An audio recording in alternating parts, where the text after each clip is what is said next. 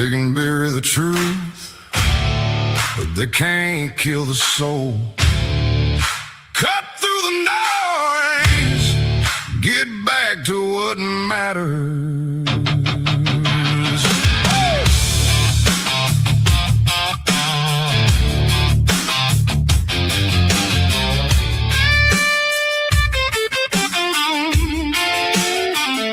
Stomp that floor, raise that hand, hear that truth roll across the land.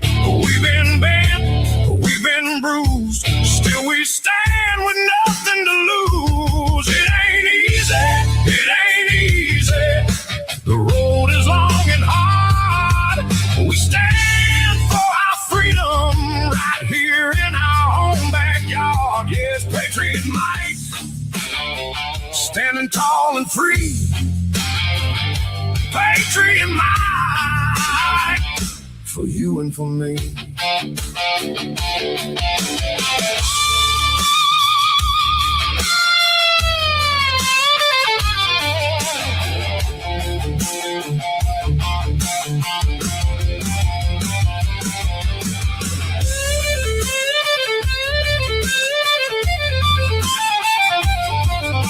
Strap in. You're live with the Patriot Mike Show.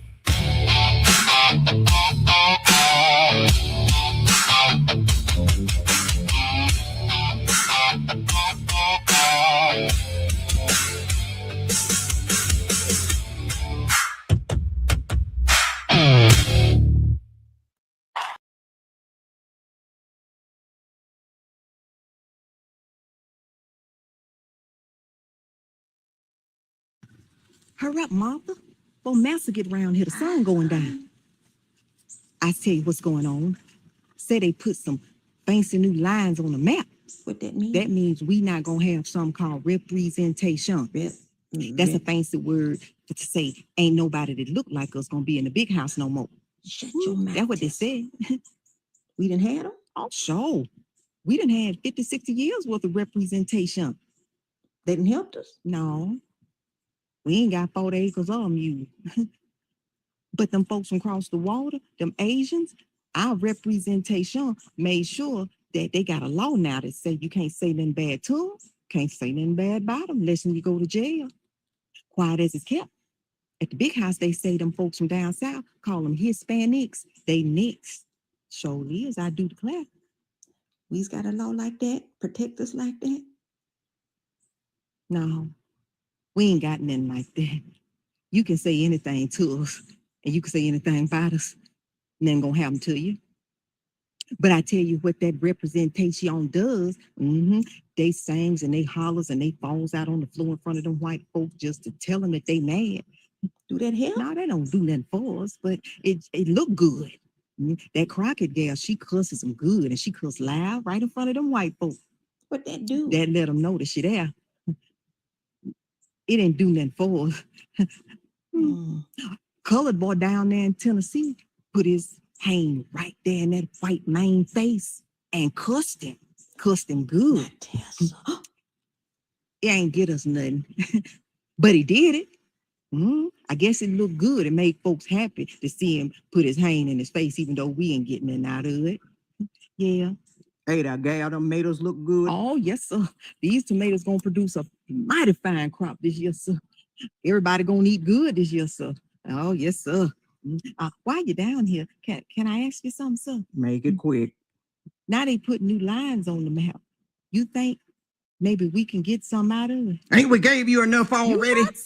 Hurry up. You was right, sir. Hurry up. I'm always getting ahead of myself. Yes, I is, sir. I just talked too much. I'm sorry. I was going to get these tomatoes right in the house right now, sir, just so you can eat your supper. All right now. Martha, it's best you get on away from around here. He ain't look too happy about them questions. All right, now, Tessa. Maybe one day our representation will do something for us for real. Tessa! All right.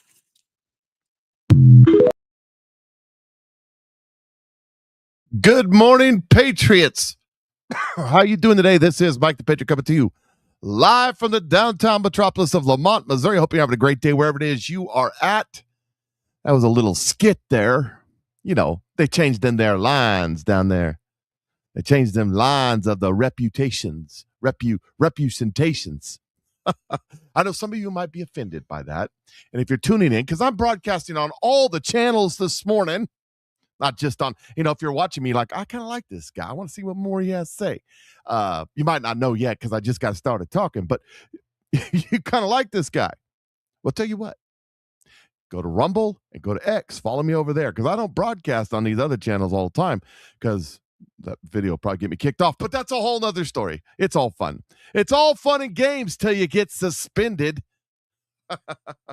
Anyways, this is the day that the Lord has made. I will rejoice and be glad in it. And the word of the day brought to us by Marine in the Woods, given by the Lord, is Ruth 1, 8 through 18. That's Ruth 1, 8 through 18. Make sure you crack open the Bible, see what God has for you today. And if you're feeling like, your life sucks and nothing's going your way, and you're just commiserating with yourself, go read Ruth, but especially focus on Naomi. I'm just saying, your life won't seem so bad. She got it bad. She had a stroke of bad luck, one would say, if you believed in that sort of thing. Anyways, thanks for joining me today. We got lots going on.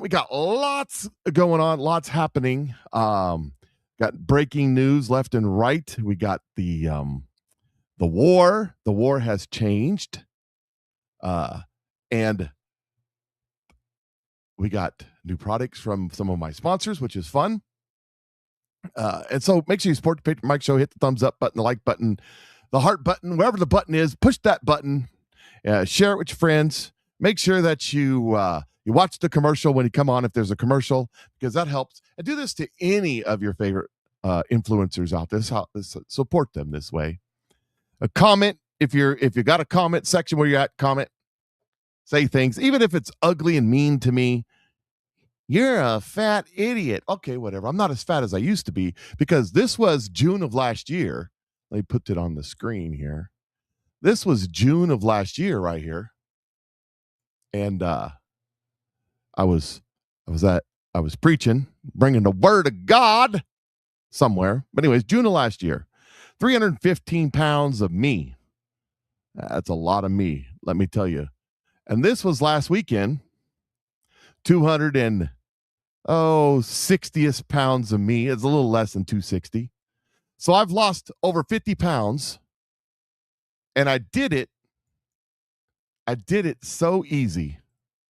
It's so easy to lose the weight. Yeah, I did it so easy. It's unbelievable.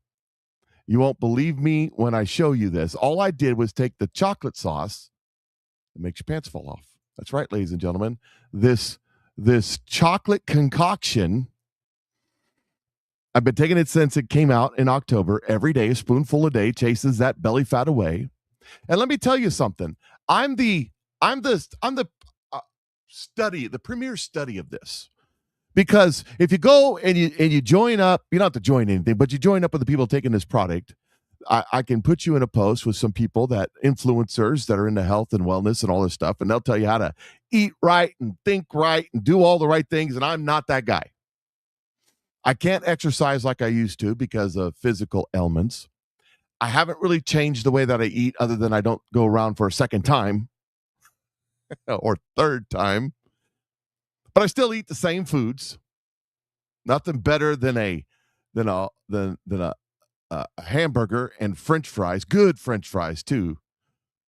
Like over at Miss Claire's North 65 Cafe in Sedalia, Missouri. If you want a really good hamburger and French fries made from scratch from the finest beef you can buy, that's a good place to go. That's a shameless plug, by the way.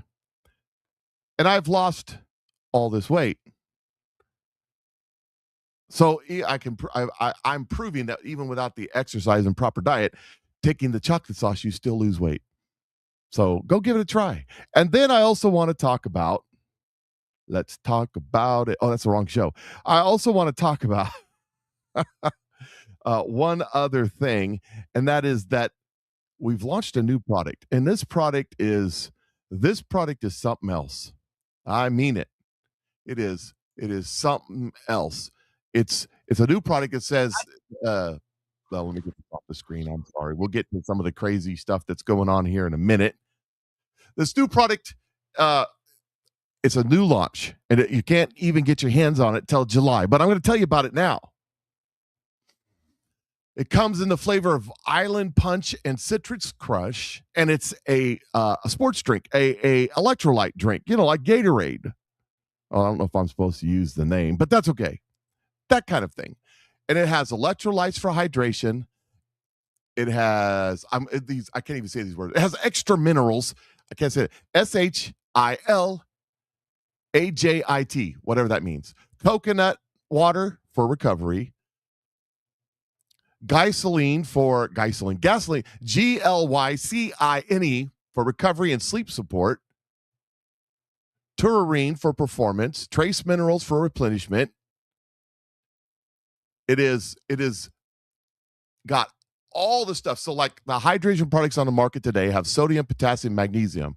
This has Himalaya salt, potassium, magnesium, calcium, glycine, taurine, coconut water, that SHILAJIT extract, arcesia fiber, solar salt minerals, vitamin C. It's a whole new game changer in the industry. And here it is right here. This is it right here. It's called Revive. And you can get your hands on it. Starting in about 30 days. So keep an eye out for that. I've already got mine ordered. By the way, if you're a social marketer with me right now, you can order it.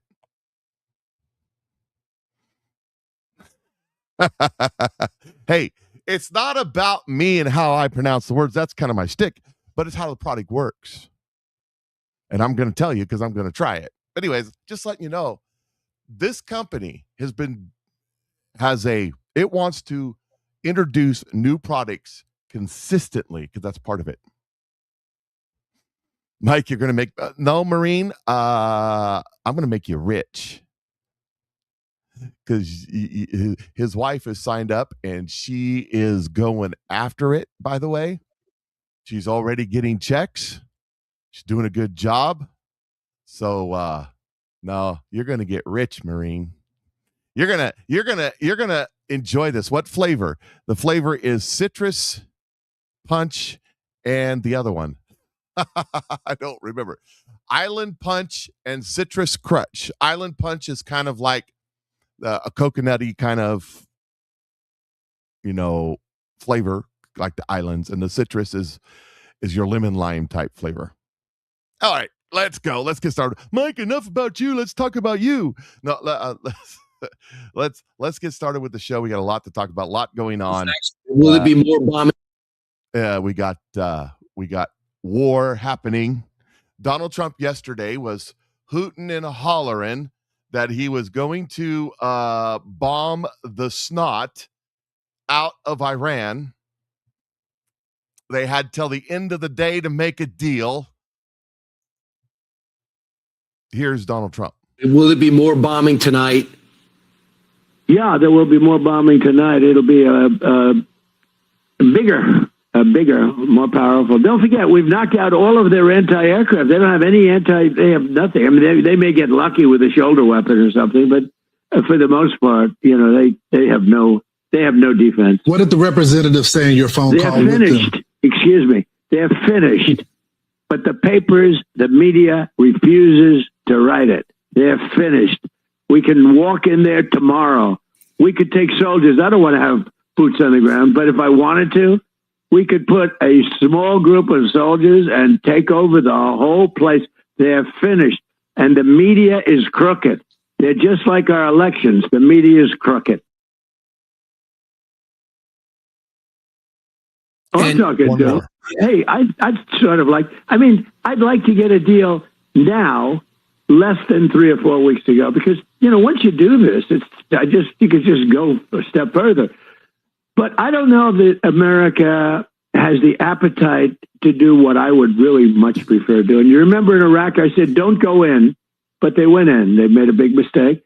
It should have never that war lasted 10 years, killed tens of thousands of people, millions of people on both sides, millions of people. Nobody ever reported that. We've lost 13 soldiers in 2 wars. In Venezuela, we lost none, took over the country. And in Iraq, in Iran, we lost 13. In Vietnam, we lost hundreds of thousands, 19 years. Nobody says that. They say, you've been there for 3 months. 3 months. You know, they're going crazy because I've been there for 3 months. I've decimated the country in 3 months. Are you thinking and next? They blame me, Brian. They said, you said you'd be out of there faster. Well, it's a much bigger situation now because we've done a better job than anybody anticipated you could do in such. Look, we were in Vietnam 19 years, and we didn't do the job because we didn't have the right leadership, to be honest. That would have been, if it were me, I would have had that war done in 3 months, 4 months. There's Donald Trump. A little bit more. Notice he's like, we're just going to end it. We're going to end this one way or another. It's going to end. Part of the problem is that they read the fake news. I mean, because Fox is great. All the anchors on Fox have been fantastic, from Sean to Jesse, Laura. I mean, they've all been great. Everybody, every single anchor has been great. You guys have been amazing. And Trey Yanks is a superstar. I mean, he just covers it so accurately. And I don't know Trey Yanks, but I mean, he covers it so accurately. It's so beautiful to watch. And he's got a level of excitement that's amazing. But the accuracy is so good. I just saw him on your show a little while ago. And I said, that's exactly what's happening. I'm not saying I want the advantage or this. I just say, just be right. What's happening. And that's the way it should be covered. And if it was covered that way, the public would say, wow, what a great situation this is. Because we are stopping a very evil nation which has killed thousands of our people. No legs, no arms, face obliterated. You know, what they've done with, the roadside bombs. Soleimani, who I killed. But Soleimani was their top general. He was a brilliant general, an evil person. But he was a brilliant general. He was a violent general. And he was the father of the roadside bomb. And they sent him off by the thousands. And every time you see a soldier without his legs and arms and beyond, that's Soleimani. So 95% is Soleimani. So I took care of that. And now we have Iran in a very, I guess the ultimate position. They have no choice. The only negative we have is we have everybody writing about it incorrectly. We have fake news. But that's where the term fake my feeling is. And one more. The greatest deal in history. They could wave the white flag of surrender. They could say, we surrender, we're finished, we've had it. The United States is the greatest power. Praise be to Allah. And they could do all of this. They could say it loud and clear. And the fake news would say it was a great victory for Iran. I mean, it's the craziest thing I've ever seen. We're killing them. It's killing them. They have no Navy. They have no Air Force. They have no anti-aircraft. We're flying planes over the middle of Tehran, and they have no idea what we're there. We've knocked out all of their radar, all of their anti-aircraft. Much of their missiles, they have probably less than 20%. We think about 20%. Most of their launchers, they have the missile launchers, which are quite important. Their drone capacity is way down. You see it. I mean, it's way down. Their attacks are very minor. They're finished. And yet, the fake news, just like with the election, the fake news is out there saying, wow, Iran is doing just so well. Trump is doing terribly. I watched it yesterday, one of the shows for 5 minutes. I haven't seen the show in a long while. This fake Joe Scarborough talking about how well Iran is doing. I'm saying, where do they come from? It's just the craziest thing. Yeah. And behind the scenes, I will tell you, they won't even dispute it, although they probably would because it makes sense. They're very good. Iran is very good at publicity, but they're not good at fighting. So I took a look, and I must tell you, they can't believe the press they're getting. They can't even believe it. Yeah. And they told me, they said, it's amazing how well we're doing in the papers. We're not doing so well. They're negotiating with us to make a deal. Well, Mr. President, it's hard for them because they are proud. They're very proud. We know been the bully. They've been the bully of the Middle East for 47 years. Yeah, they have. They've been ripping off our presidents and other countries for years. They played Obama for a fool. The JCPOA is one of the worst deals I've ever seen, other than NAFTA, the NAFTA trade deal, which was maybe the worst deal ever made. Mr. President. But the JCPOA was a road to a nuclear weapon. Mine is a road to no nuclear weapon. They can't have a nuclear. It says you cannot have a nuclear weapon. We will not have. And I didn't like it. It wasn't strong enough because it said develop. You cannot develop. I said, no, I want buy also. So they fought me on that for a day, and then they agreed to it.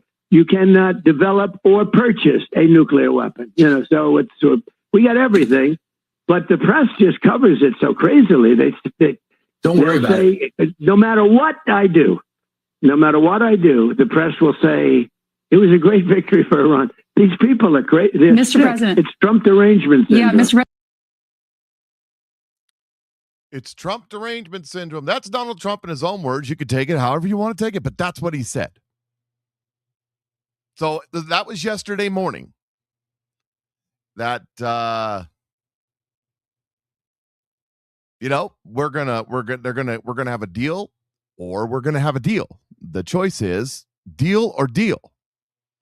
Well, by yesterday afternoon, Donald Trump put this out.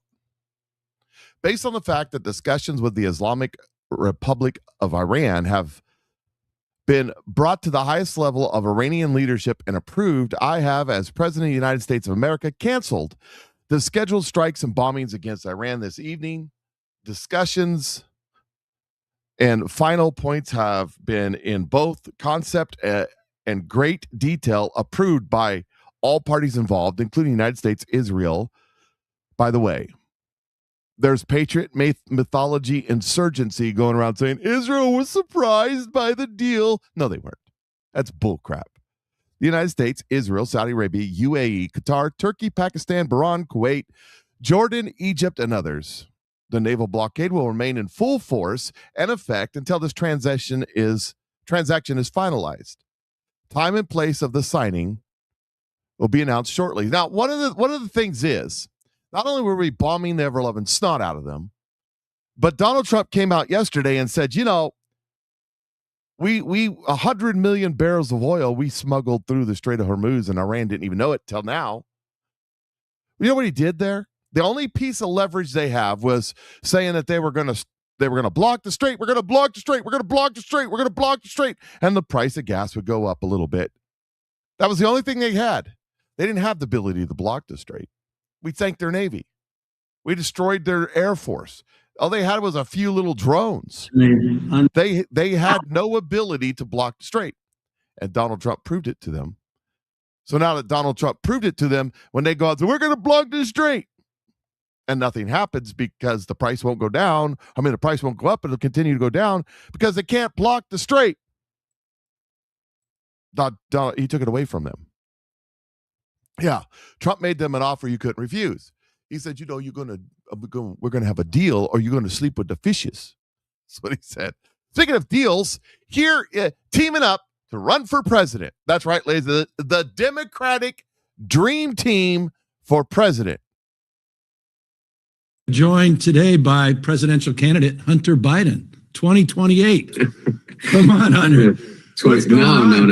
You got more buzz out there than you got the president of the United States, Donald Trump, talking about your candidacy for president of the United States. I had to give you a break for just one day at least. Here's the deal. I'll run, but only as your VP, because the truth of the matter is the vice president's residence is a lot cooler. It's a lot easier job too. Yeah. Gavin Newsom and Hunter Biden. I mean, could you get more plastic fake people on the planet? I mean, here's their campaign slogan right here. Biden Newsom 2028, crack pipes and poop for a better tomorrow. The dynamic duel, because California showed us the way. I can't wait for the signs to pop up in California like they did in Arkansas. Vote for Gavin Newsom for president. Get him the hell out of our state. There was actually signs when Clinton was running down in Arkansas when he was running for president. Get him out of our state. Vote for him. Here's Donald Trump on the phone. The war is over.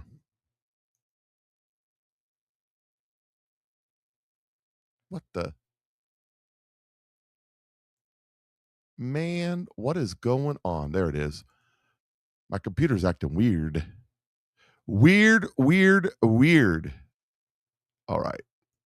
Okay, here we go. Well, I don't know if you heard, but we ended the war with Iran today, and they have agreed never to have a nuclear weapon, something that we insisted on. That was the whole purpose. That was 95% of it. And they've done it in the most powerful way you can do it. So The war's over, he says. The United States will be hitting Iran. This is what he said. Now, this was yesterday at 5:22 a.m. This was yesterday evening. This is what he said. The United States will be hitting Iran, whose Navy, Air Force, radar, anti-aircraft, and all other forms of defense, together with its most offensive capability, are gone. Very hard tonight. That this was the one. This is what he was saying. At some point in the not too distant future, we will be taking Krog Island and other oil infrastructure points and assume total control over their oil and gas markets, much like we have in Venezuela, which is working out brilliantly for Venezuela and the United States of America. Thank you for your attention to this matter. Well, did he? Did he take over? A rumor has it that he did. We'll find out. Although I'm not convinced, by the way, that it has finally finished. Now, we'll get back to the war, the previous scheduled war in a minute.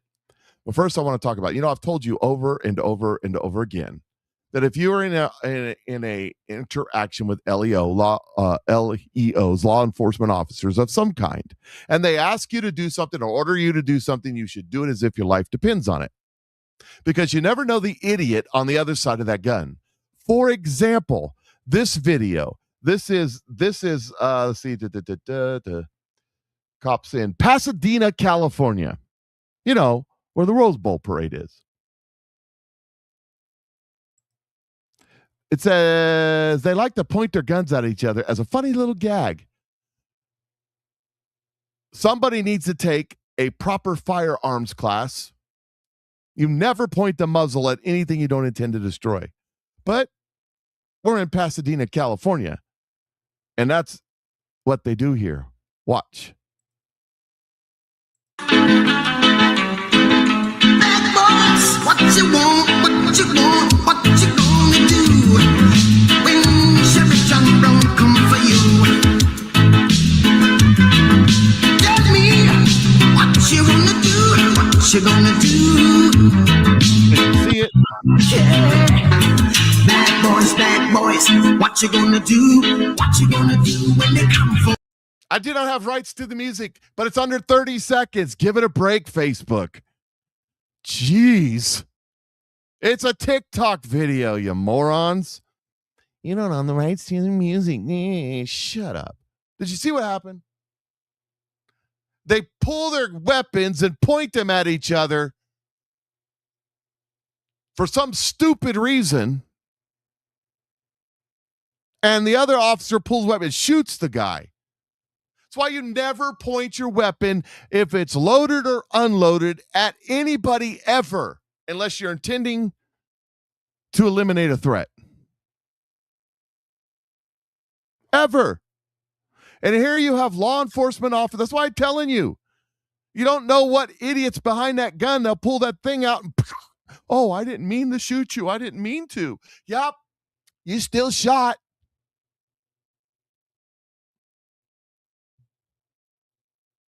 You're still shot.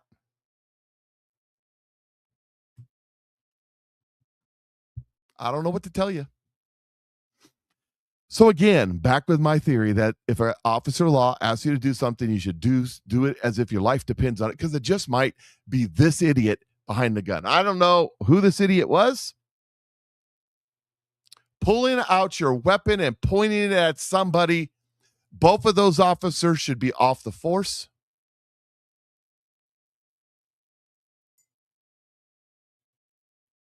They should be gone, if not charged.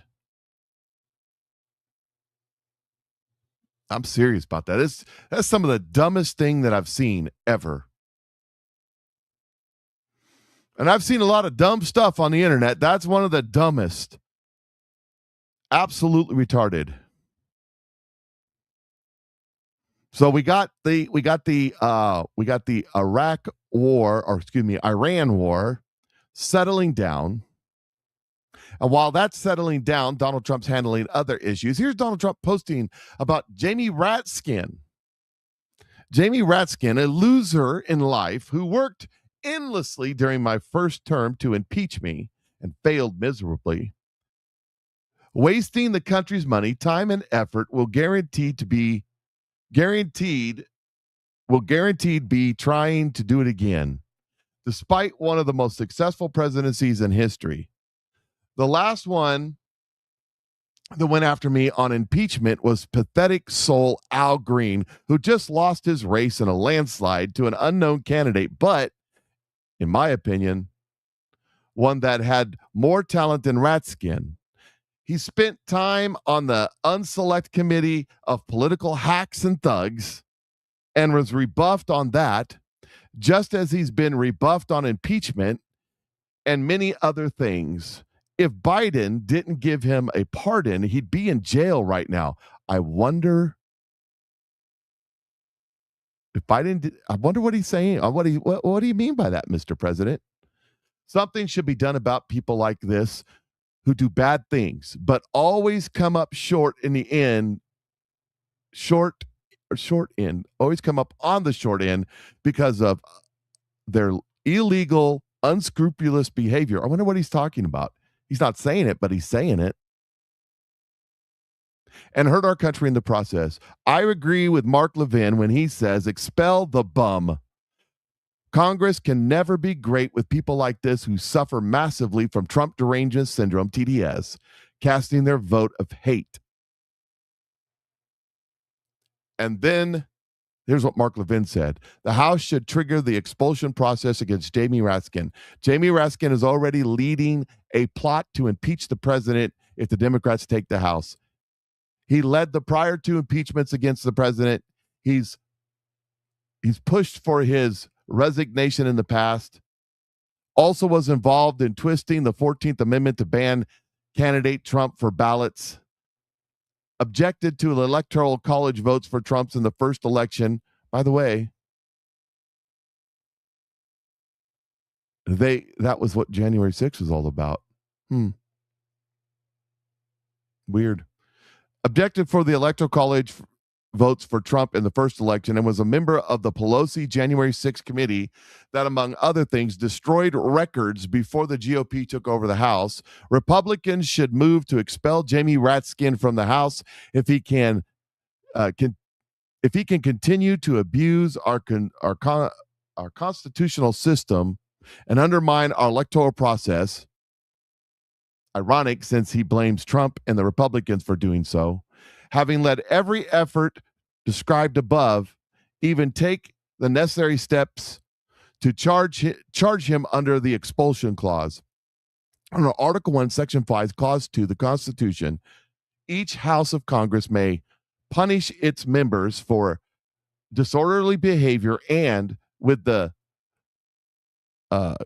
concurrence of 2/3, expel a member. It's true that it is highly unlikely 2/3 of the House would vote for his expulsion, but the Senate will never muster the 2/3 votes required to convict and remove a president either. That doesn't stop Ratskin and his ilk from acting and putting the president through the process. I can think of no other way to push back against this kind of abuse of the impeachment clause by Ratskin and the Democrats.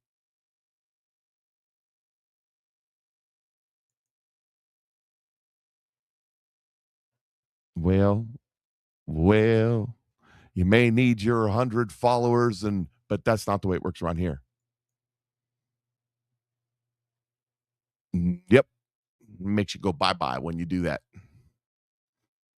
So there's Ratskin in the news. Of course, everybody's got to love Mr. Ratskin.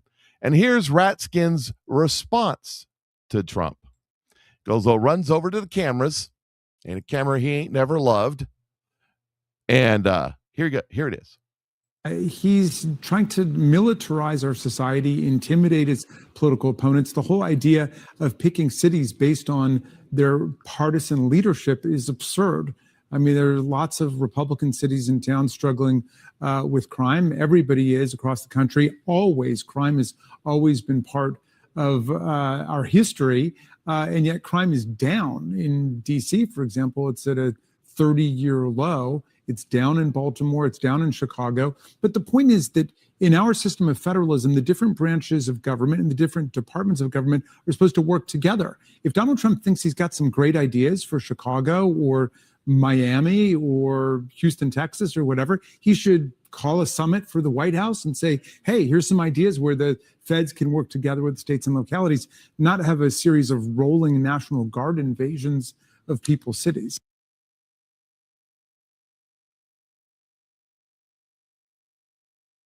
Yeah. I mean, coming from the guy who did the weaponization,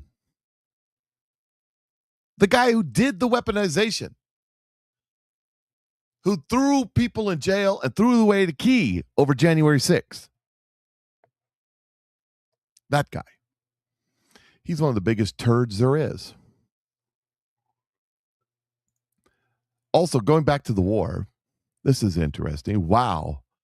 President Trump says the Kurds obstructed him trying to arm the Iranian people, and he'll never forget what they did.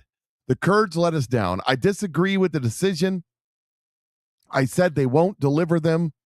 I think they kept them for themselves. I'll remember that, Kurds. We actually sent them weapons, and we were very disappointed by the Kurds, to be honest with you. So he was trying to smuggle weapons into into Iran to help the opposition, but the Kurds blackmailed or turned their backs on the United States, which doesn't surprise me because that's who they are. And here's another interesting post. Donald Trump says yesterday that the war is over. The June 11th, 2018 Q post. Again, I think Q was a psyop, and it was designed to do two things. It was designed to wake people up and get them to start looking, and it was designed to cause confusion and reaction on the enemy's side.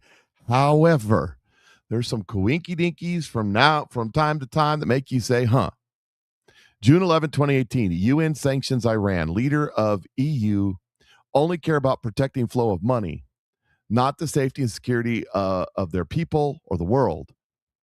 Iran deal orchestrated for the sole purpose of lifting sanctions blockade to allow access to foreign businesses and individuals and co-wide enrichment scam. Nothing to do with nukes. That's cover. Hussein pallets of cash. Hussein secret authorization to convert US dollar. More coming. No mainstream media coverage. Get popcorn. So what does that mean? I haven't a clue, but it's coinciding that on the 11th, Trump ended the war, and then there's that to coincide with it. I don't know. Is the war over? I don't know. I don't have the answers to that at this time. But there's some things in the news to pay attention to. I got a half sneeze coming. Oh, hate that. One of the things is this morning, they launched another barrage of their drones. It says, according to Fox News, citing U.S. official, Iran targeted shipping in the Strait of Hormuz with a one-way attack drones, prompting U.S. forces to shoot two of them down per official traffic through the Strait of Hormuz, blah, blah, blah. Like I said, I don't know. The mullahs will die in their caves. That's the prophetic word. So we'll see what happens. I don't think that it's over yet completely, but I can't. We're going to let things ride and see where they go. You know what I mean? Secretary of Treasury says this on the war: the Iranian regime will lose the zero-sum game that's playing. Any damage it inflicts on our allies in the Gulf will be paid for with funds extracted from Iranian accounts. Any tolls paid by Persian Gulf Strait Authority will be offset by funds extracted from their accounts. Every attack Iran launches will only deepen the economic financial consequences it faces. So we're not fighting the war just on one front. We're fighting the war on all fronts. Speaking of war, this was just posted this morning. Iran-linked group claims to have hacked FBI drones and threatens to target World Cup in chilling warning. Let's see if I have it here. Daily Mail, which ain't gonna, they've been kind of out of their mind here lately. Iran leaked hacker group claimed to have breached FBI drones and threatened to target World Cup, according to report. It says Handala, a prominent pro-Palestine cyber threat organization, is said to have alleged that it had obtained access to every image and every suspect for months ahead of the soccer tournament, which kicks off on Thursday. The hackers said the first person view drones feature facial recognition and license plate screening deployed for counterterrorism purposes, according to the site intelligence group, which monitors jihad movements. Better tighten your World Cup security. We don't like some of those teams at all. And don't forget, FPVs are everywhere. You never know when one might end up right in your team's bus. Handala warned in a statement quoted by Site. The Handala syndicate published alleged photos and footage that it said were taken from hacked drones. However, Site disputed the claim. It came just hours before the United States men's national team began its World Cup campaign against Paraguay on Friday, with America co-hosting the tournament alongside Canada and Mexico. So there's their threat. What does it mean? I don't know. Might not mean anything. Might not mean nothing at all. And in other news, all the news that you can use in other news, they're going after the fraud, ladies and gentlemen. Here it is right here. Fox News reporting they're cutting off the funds. Department is cutting off tens of millions in federal funding from LA's homeless program over what it calls mismanagement and lack of safeguards against potential fraud. David Spunt live at the Justice Department. Hi, David. Hi, Dana. Hi, Bill. This is a huge blow to this LA homeless authority. It's called LAHSA. They just were informed within the last hour that they are losing these tens of millions of dollars. They've gotten almost over $1 billion since 2021 in federal taxpayer funding. Now they're going to lose it as this investigation goes underway. This is from the White House Fraud Task Force in coordination with Housing and Urban Development. This is a 13-page letter that we obtained exclusively sent to this agency. According to the letter, LAHSA's received, as I said, $1 billion from HUD since 2021. The letter goes on quickly to point out that LA County has withdrawn funding for the agency. The city of LA is considering the same. The letter continues. HUD has evidence that LAHSA's repeated false statements and its irresponsible actions and failures, including its lack of financial management, internal controls, and safeguards against conflicts of interest, pose a threat to HUD, the public, and those living on the streets of LA. Now, homelessness is a real problem in LA and other parts of California. It became a central focus of Republican mayoral candidate Spencer Pratt's campaign, though he ultimately was defeated at the polls. According to the numbers, $953 million was allocated in fiscal year 25-26 by the agency. Approximately 44,000 unhoused homeless people, approximately $22,000 per homeless person spent.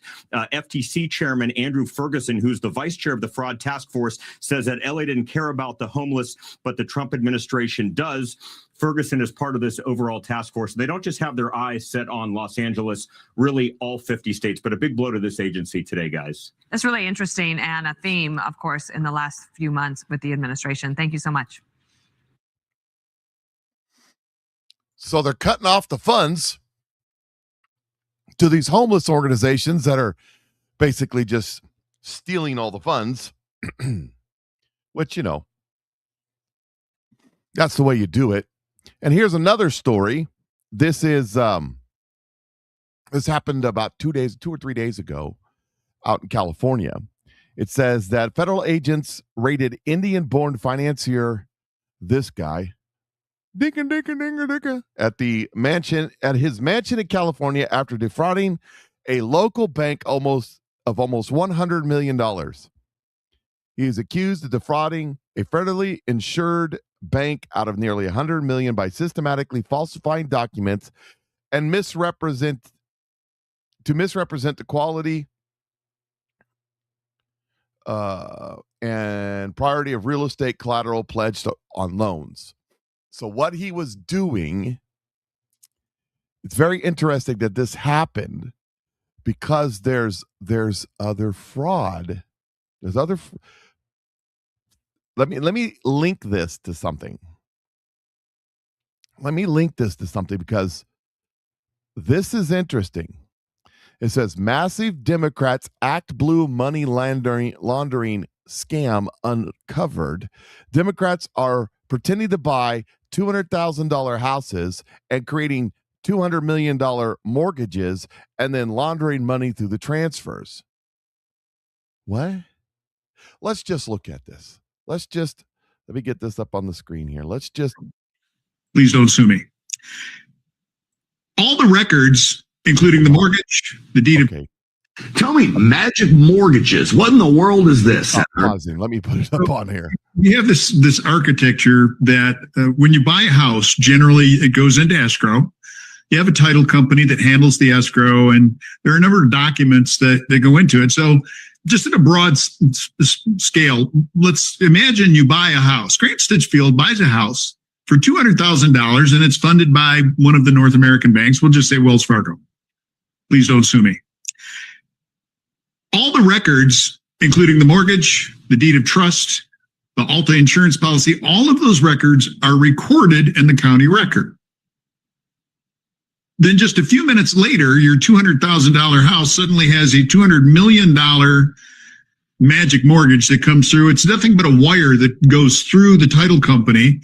There's no lender involved because it's a hard money loan, what they call a cash hard money loan. But because it goes through a title company, there's no notation of who the lender is. And it goes on through the system. Now, what's interesting is, and this is what caught our attention, these are Act Blue officers, corporate officers. Once we found one, it led to another and another and another and another. So we have them all over the nation. And this is just one small fragment of the human map. You leave this digital dust, if you will. This is one small fragment.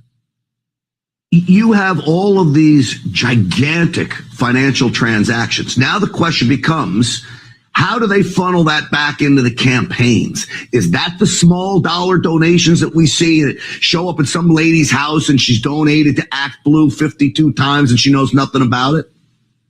Well, that's just one small aspect of it. So James O'Keefe, got to give that guy credit with the whole smurfing piece that he's done. And we got to be careful about what we're calling this. This is a research project because we're not licensed investigators. We want to make sure that people understand that this money is going into organizations that this architecture was set up by Barack Obama to spread cash around the country and to put money into political action committees, into non-government organizations, to fund candidates, to set up the whole architecture for a public relations machine, read basically propaganda machine, to promote the whole concept that we're a team, we've got great funding, it's all behind us. So here in Arizona, for example, the Arizona Democrat Party, not more than about 5 weeks ago, it replaced their chairman because their fundraising is 25% of what it was last year. Well, where did all the donors go? So what we're talking about here, Grant, is wholesale fraud, where the money is distributed by Act Blue officers. And now, because we're not federal law enforcement, we don't know exactly where it went. But that's why we've turned it over to U.S. attorneys. And that brings me to the real news, I guess, is that you have handed this over to the Department of Justice. What has been their response of taking the evidence? We'll call it evidence because, nothing's been proven yet. I'd like to get Act Blue's response on all of this. But you turn over this evidence to DOJ. What do they say to you? We are now engaged in conversations with a number of U.S. attorneys, former U.S. attorneys, lawyers who are not yet confirmed U.S. attorneys. So there is great interest. I've got to believe that Attorney General Pam Bondi has forwarded this out to the folks that are the financial crimes folks. And by the way, it wasn't just the AG. We also sent it to the IRS Criminal Division and to the FBI. So Director Patel also has this.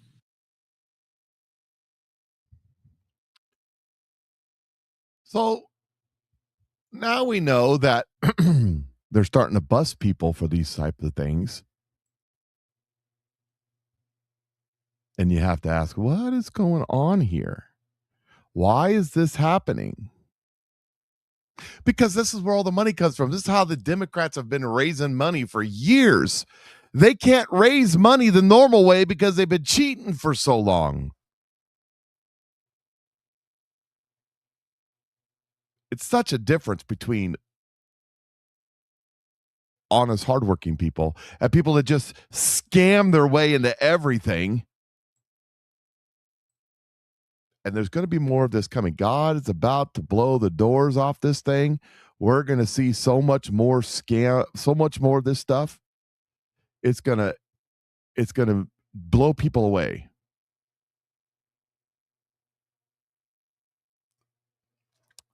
There's a little bit more. In fact, there's a lot more on the fraud stuff. Let me just get to it here. What's this one right here? Yeah. I'll skip that one for now. Sorry.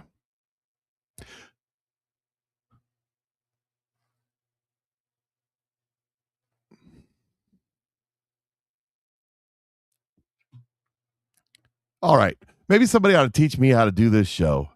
Let's see. Iran deal. That's it. Settlement Iran. Nope, that's not it. I know I got another really good one here. Right here. Here it is. Trump talking about Ilhan Omar and some of the others.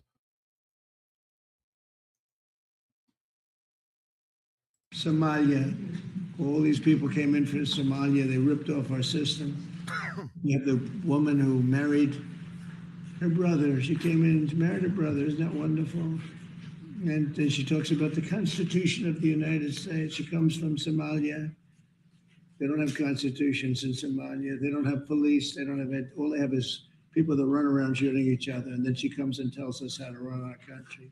I don't like it. These people don't like it. I can tell you. I think I can speak for you. Yeah. She comes in, Ilhan Omar. She comes in. She tells us how to run the United States of America. And she comes from a place without anything, probably among the worst countries in the world. And she says, the Constitution of the United States protects me. She shouldn't be protected. She honestly, she was thrown out of the country. She's corrupt. And most of the people that came in are corrupt. And the whole voting system is corrupt in Minnesota. I won Minnesota 3 times, easily. I won almost every county, but they didn't give it to me. It's a corrupt system, very corrupt state. The governor is terrible. The attorney general is terrible. They're all very corrupt people. Yeah. Ilhan Omar is going to go to jail for a long, long, long time. That's why Donald Trump's calling her out. Watch and see. Oh, I forgot this one. Did y'all see where oil's at today? It's like $85. Yeah. Yeah, that's what happens. He told you it was going to happen that way. Now this is talking about pattern recognition, talking about all this fraud. It says patterns matter. I mentioned that because we are seeing this one play out, talking about the guy being arrested in California on varying levels and across different industries nationwide, and in a manner that only appears to be picking up steam. What we've come to find out is that the extent, Facebook's having issues, ladies and gentlemen, it says. Looks like you guys were talking about Facebook in the chat room. It just popped up on my screen that my stream is having issues on Facebook. What we've come to find out is that the extent of the fraud in the country is much deeper than most could have ever imagined. And it's once you understand that, combined with the decided uptick in revelations, indictments, arrests, and convictions happening at a rate heretofore unseen, things come into focus. You could never start by dumping all of this on the American public at once. What you do is introduce it slowly to the public consciousness so as to not freak people, markets out, and then accelerate disclosure as the public becomes increasingly acclimated to the knowledge, including making them angry and demanding justice. But wait, there's more. The same pattern is playing out in real time regarding the disclosure of voter fraud, government corruptions, NGOs, UAPs, etc. The same pattern is playing out in real time regarding disclosure of voter fraud, government corruption, US just read that. Now you ask yourself a simple question. Do you think this is all just happenstance? Just arresting the people we got voter fraud convictions. We got Bolton with a plea deal, emphasis on the deal part.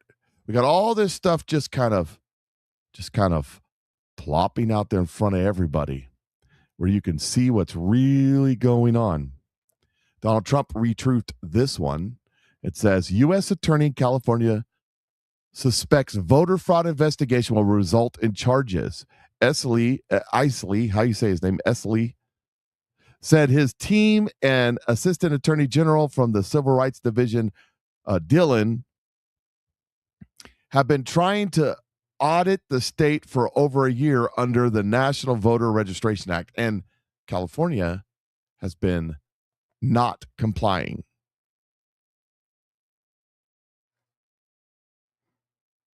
So over and over again,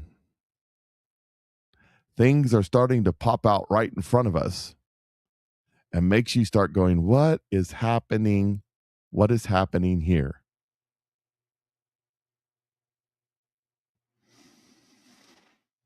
We are entering a new phase in this, I think. I think things are starting to really ramp up. I think people in America are starting to understand what's going on, starting to see what's happening.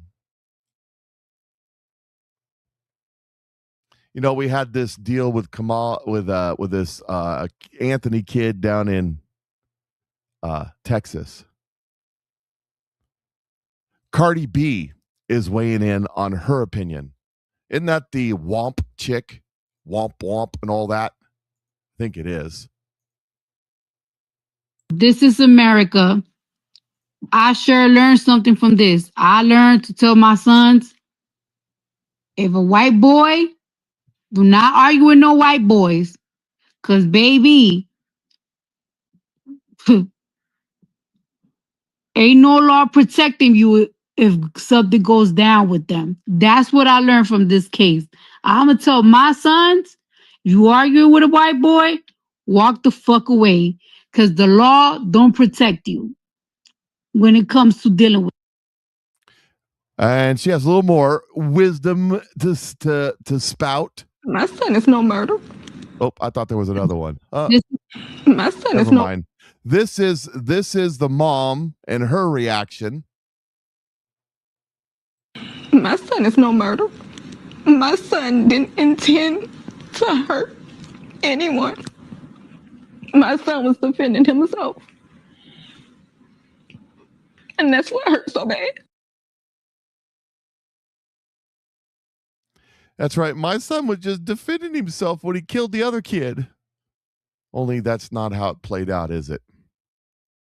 Cardi B out there going, I got to tell my kids when they get in an argument with a white boy, they got to run. Yeah. Don't. How about that?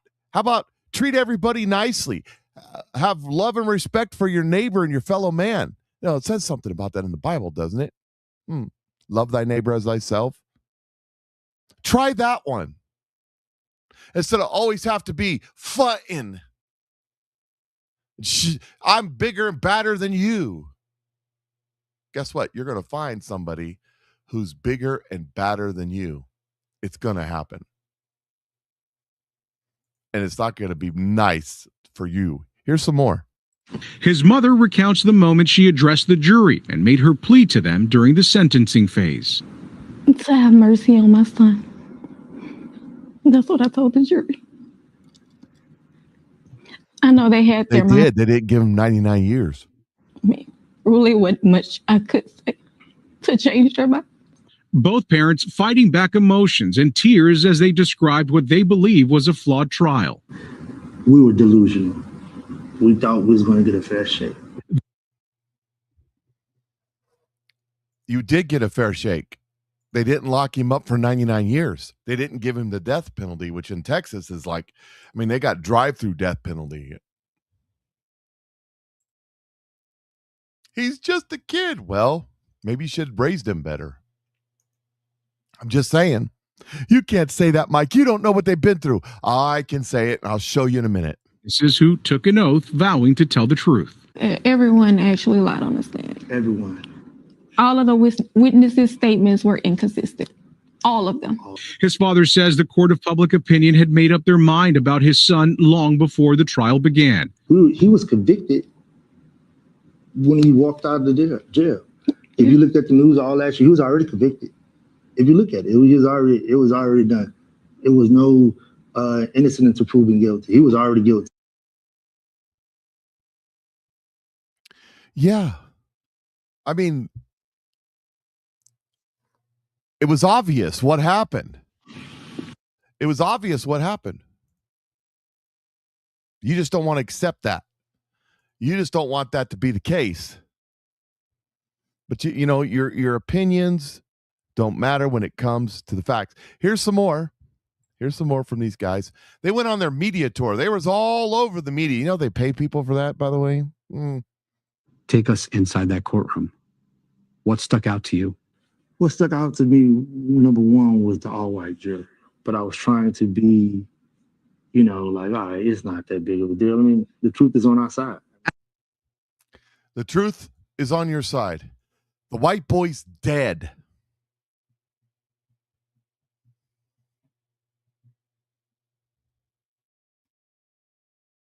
At his hand. Now, here he is, Mr. Anthony, claims to be penniless to get a free appellate lawyer so that he could appeal his conviction. His family, raising $630,000, moved into a $900,000 home and bought a $150,000 car. You know what that means? That means they financed it. That means it's going to get repossessed because they don't have this incoming income anymore. Because the family don't give a rat's patootie about this boy. He's just a means to an end. Here's the father. Here's the father and what he has to say. The father of the boy. They got murdered.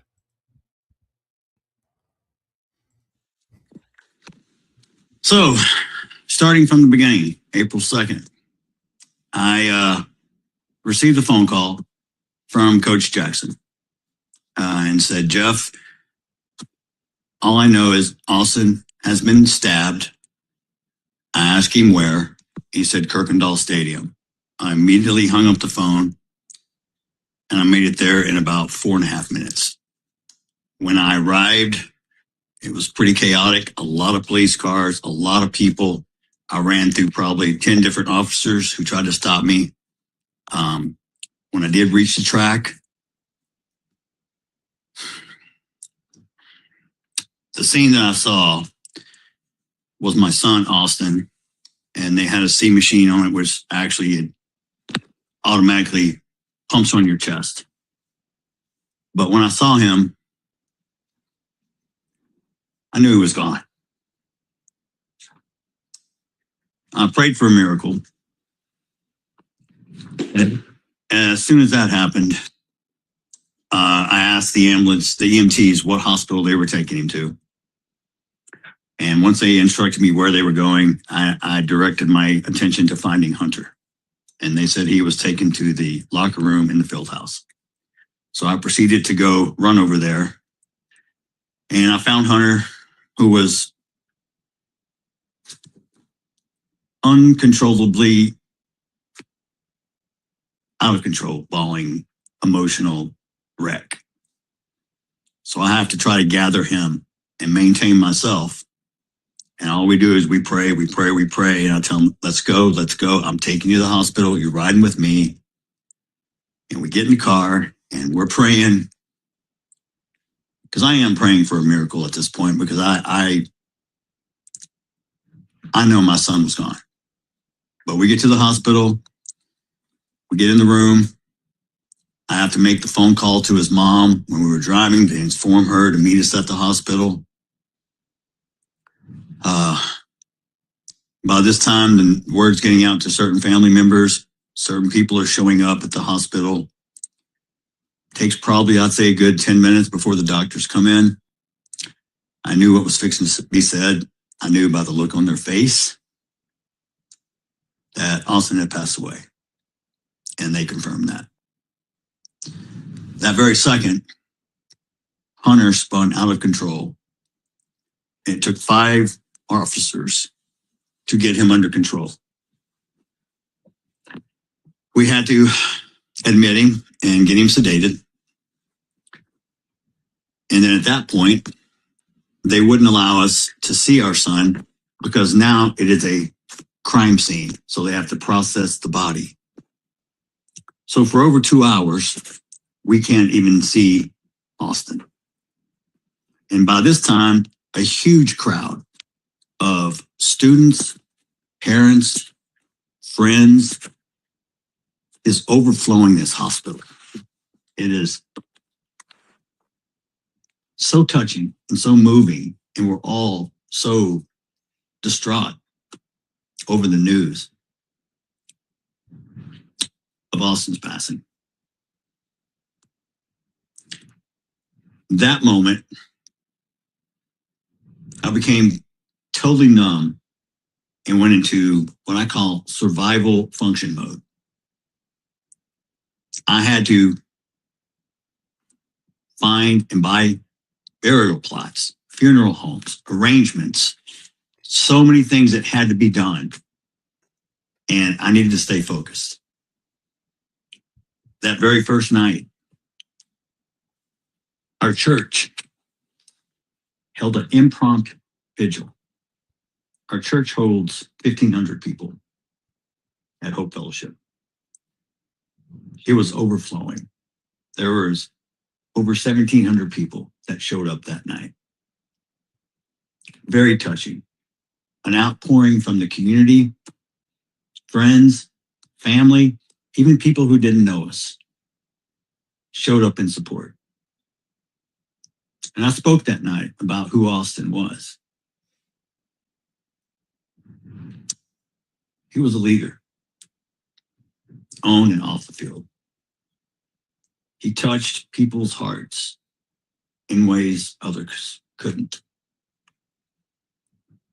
He was loved by so many, and so many loved him.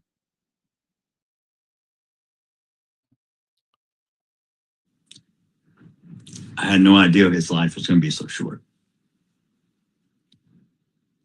I'll never understand why. But you're supposed to trust God, and I do. I don't understand his plan, but I have to lean into him for understanding. And to be honest, I will not understand until I sit beside Austin and ask God, why did you have to take him so soon? Because I can't come up with the answer. No parent should ever have to bury their child. It's not a natural procession. And it's probably the worst pain you'll ever feel. I mean, even if you lost your parent, your spouse, because when I went to my grief group, that's pretty much everyone lost their spouse or something. And I'm the only one who lost a child. And it's very, very different. And I'm not minimizing a loss of other people.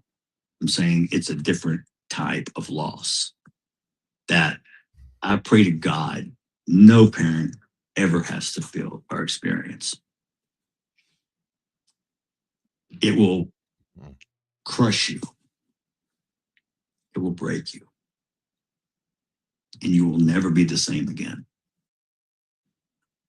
From day one, I said this was never about race. Please don't make it about race and don't politicize it. And what did you do? You chose both. The race card, black fatigue, it's real. I'm sorry. You have embarrassed your own culture and race. Don't get me wrong. We got white people that embarrass the shit out of me too. But you guys, you got a patent on that shit. And the only people that's going to change it are you. Don't blame the white person because we can't change it. But you're going to blame the white person for every fucking thing else. We're the bad ones. We're the one that held you down. Guess what? You can do everything in America that I can do. Tell me one thing you can't do that I can't do. We all have equal rights. What's it say? All men are created equal.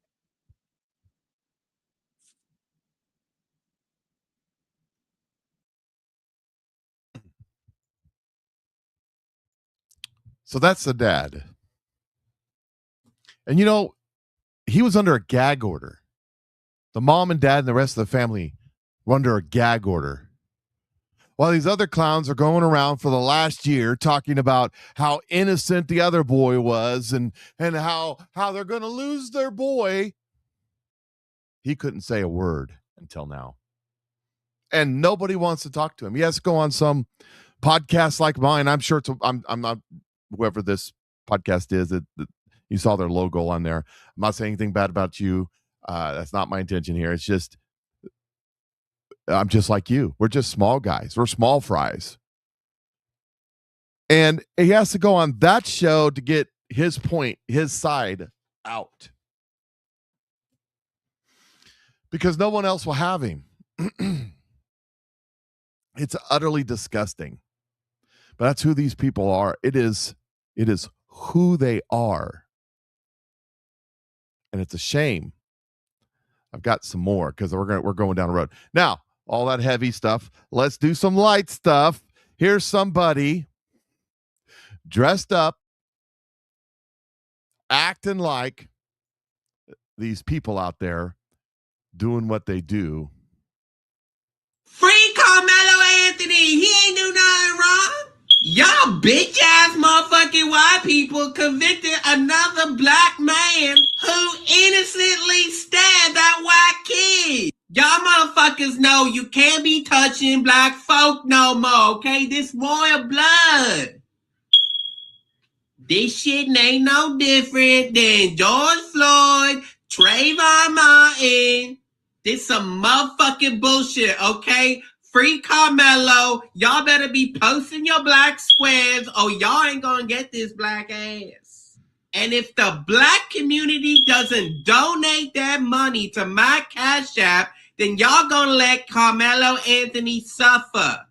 I need my motherfucking reparations for what y'all did to Carmelo. Tyler Perry, Oprah, if y'all hearing this, please donate some money to me. Free me from these shackles of white tyranny.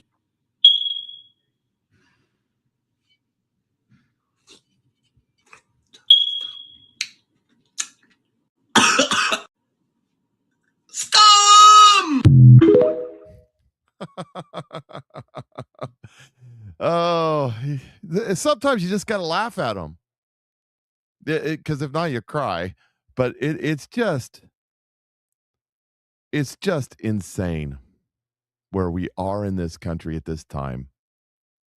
And all the things that are being pointed out, all the things that they're touching them. Here's a little graph somebody put together, and I got to correct the graph because it isn't entirely accurate. It says statistics don't lie. That's right. Figures don't lie, but liars figure. I get it. There is a problem, but it isn't the white folks. You got the white on black crime, 59,000. I don't know when the graph is from, how long this graph. Well, this is just 2025. 59,000 white on black crime. Black on Hispanic crime, 112,000. White on Hispanic, 207. Hispanic on white, 365. Hispanic on black, 44,000. Black on white, 547,000. But you know what's missing here? And it's a bigger number than this. Black on black.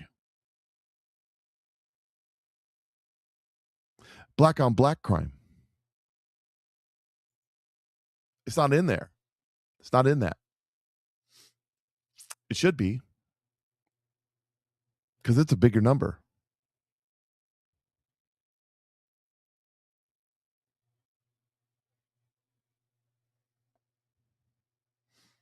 It's insane where we are in this world today.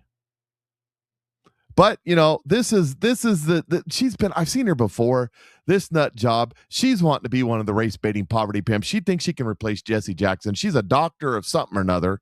And she's all upset down there because of the DA. Here, listen to this. See, I ain't come out here to play. Bring it on. I came out here since you over here want to call this boy a murderer. Then we're going to take the covers off you. Ain't nowhere in hell that you need to be a damn DA with this foolishness. Did you know? Hold this, please. I got you. That there is a 75-page federal lawsuit for sexual harassment of the DA that was saying that Carmela Anthony is a murderer, where you need to be a registered sex offender, sucker. Let me read. Sucker? Let me read. We ain't know that. The pot calling the kettle black cow, but you the whole DA out here. Oh, so you thought y'all was the only one that could go in PACES. And let me explain to you what PACES is. PACES is the database for federal lawsuits. See, we have a research team, baby, that's colder than the media. So let me go ahead and read a little bit of it and show you how disgusting this joke is. It's serious. Now, mind you, this is a lawsuit. It hasn't been adjudicated. It's not a criminal crime, criminal prosecution. It's a lawsuit. Somebody trying to get some money. So they're at this point, it's not proven. These are allegations that she's reading. And if it turns out not to be true, I think she deserves to get sued. The Jane Doe one refused defendant Willis. Ain't that his name, Greg Willis? Oh, okay. Advances at the Galveston TDCAA conference, he treated her quite differently in the workplace. He began demeaning and berating her. In one closed-door meeting, he told her, "You think like a child, and I would treat you like a child." Defendant Willis likely appreciated the gender slurring that is implicit in a male supervisor telling a female employee that she thinks like a child. Oh, wait a minute, it gets better. Hold on. Okay, she's going to go read all this stuff. Let's just assume that the DA down there that brought the charges against this kid for killing the other kid and got a conviction, let's just say he is a pervert at the workplace. Two wrongs don't make a right. And if he deserves to get prosecuted or sued or whatever, good for him. Good for him. By the way, breaking news. breaking news. Like I said, and how many times have I said this, that there will not be peace with Iran till the mullahs die in their caves. Trump denies, breaking news, CNBC. Trump denies Iran's account of deal terms, describes new drone attack, dishonorable people. President Trump denied the terms of war-ending deal that have been circulating in the Iranian state media. What they said, including their weak, pathetic statement on having a deal, bears no relation to the truth, Trump said angrily on social media post.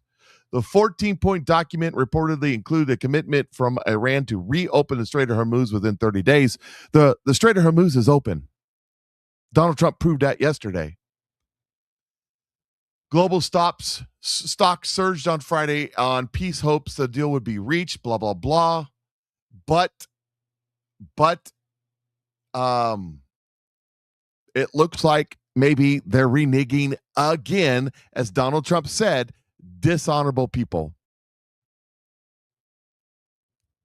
Dishonorable people. That's what they are. Okay, here's some more on Kamala, on Mr. Anthony. I just thought this was a great explanation and funny at the end. That's why I say black people are the most racist people in America by far. Let me preface this because I want people to understand that I'm fair. I think these things through. I don't know if it was because the past racism that existed against black people and they're matriculating this stuff down through generations and now have become just as racist and evil as they claim white people used to be. Listen to what they saying after the verdict was read. Roll it. Collin County, Dallas, Texas, Arlington, Grand Prairie, Irvin, Dalworth, Plano, Denton, Keller. It ain't safe for none of you white folks to come out this weekend. I'm giving y'all. Let me just pause this real quick. Just so you know, my dad retired as the fire chief of Keller Fire Department. So y'all act like these people just racist. They elected, hired a black fire chief. My dad honorably served and retired from that agency. And these racist, ridiculous black people are trying to make it all like it's all white people, just racist. These racist white people in Keller and all these. Stop being stupid. I even think the Plano chief was black at some point. They like Texas. Roll the clip. A fair warning right now. And guess what? It's going to be a bunch of outside that look like me. And we ain't out there with no pocket knives. We out there with these. I guarantee y'all going to pay for what that judge just did to Carmelo. If you don't believe me, bring out bold ass out this weekend. Don't tell me a smoke detector went off. Don't tell me I'm finna quit the show. Did this man just do a threat video talking about white people in a smoke detector case? Roll it back. Let me see if that's what I really heard. I guarantee y'all gonna pay for what that judge just did to Carmelo. If you don't believe me, bring it. I'm quit. I quit.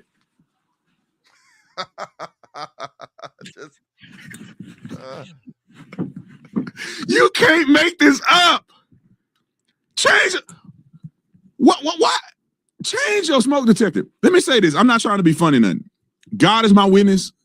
I don't know if it's in black people's DNA where we don't have our eardrums are set up different, where we don't hear that. When I first started my show, when I was living in Marana in my middle room, and I used to do a podcast and record videos, my smoke detector went off. And I didn't hear it. And people kept telling me, change the smoke detector, change the smoke detector. And I was like, why people worry about my smoke detector so much? I don't know what it is, man. Black people I don't know what happened to us. We evolved to where we don't hear a thing. That dude on here talking crazy to white people with a smoke detector going off. Every stereotype you can think of, he just lived it. You know, it is ironic sometimes. Yeah, I don't remember what it was. Last week we noticed that there was somebody, I don't remember who it was. It was like one of the Minnesota fraud people, all upset because some Minnesota fraud people got busted, and she had a big presser conference somewhere, and the smoke detector went off too. I mean, it's so funny. It is so funny. So funny. So this one right here, this is on the Iran war, about how, I have no tolerance. I've told you all before.